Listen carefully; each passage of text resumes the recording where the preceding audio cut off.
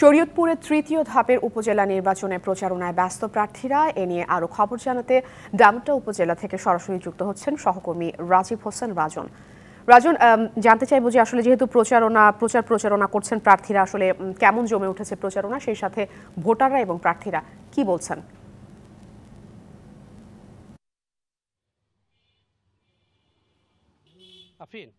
আগামী 21 তারিখে কিন্তু দ্বিতীয় ধাপের নির্বাচন অনুষ্ঠিত হবে। এরপর আগামী 29 তারিখে তৃতীয় ধাপের উপজেলা নির্বাচন অনুষ্ঠিত হবে শরীয়তপুরে।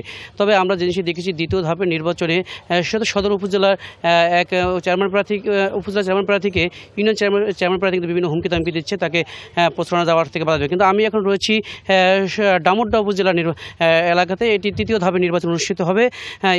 এই উপজেলা থেকে 3 জন প্রার্থী প্রতিদ্বন্দ্বিতা করবেন। আমি এখন যেখানে রয়েছি, আমার সাথে রয়েছেন ডামুড্যা উপজেলা বর্তমান চেয়ারম্যান আলমগীর হোসেন মাঝি। আমি আপনার কাছ থেকে জানতে চাচ্ছি, আগামী 29 তারিখে যে নির্বাচন অনুষ্ঠিত হবে, যে আপনি যেহেতু দীর্ঘদিন এই উপজেলার চেয়ারম্যান ছিলেন, আপনি কতটুকু মানুষের মন জয় করতে পেরেছেন এবং আপনি মানুষ কি দেখছেন যে আগামীতে আপনি কি জয়লাভ করতে পারবেন কিনা, বা আপনার প্রশ্নটা হুমকি দামকি আছে কিনা?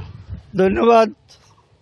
আমি দীর্ঘ 3 টার্মে 15 বছর উপজেলা চেয়ারম্যানের দায়িত্ব পালন করে আসছি। আমি আমার দায়িত্বরত অবস্থায় এই উপজেলার মানুষের যেখান থেকে যখন যেই সমস্যা নিয়ে এসেছে সেই সমস্যাগুলো সমাধানের চেষ্টা করেছি এবং সাধারণ মানুষের পাশে থেকে তাদের ভালো মন্দ সব কিছু দেখাশোনা করেছি।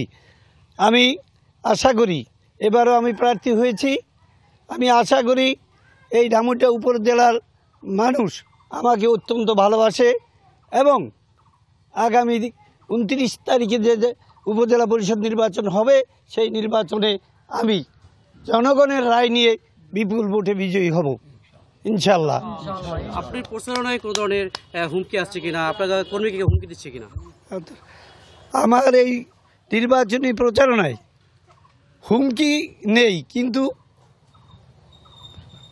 বিভিন্ন লোককে, আমার বিভিন্ন কর্মীকে মাঠে নামতে দেওয়া হবে না, এই জাতীয় কিছু প্রোপাগান্ডা বিভিন্ন জায়গায় ছড়াচ্ছে।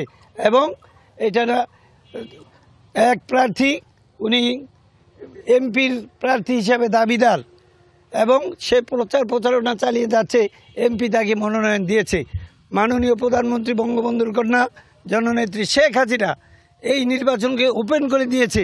এখানে কোনো প্রার্থী তার ইয়াতে লেখা নাই যে। ধন্যবাদ। দর্শক, আমরা কিন্তু রাজন, আপনাকে ধন্যবাদ।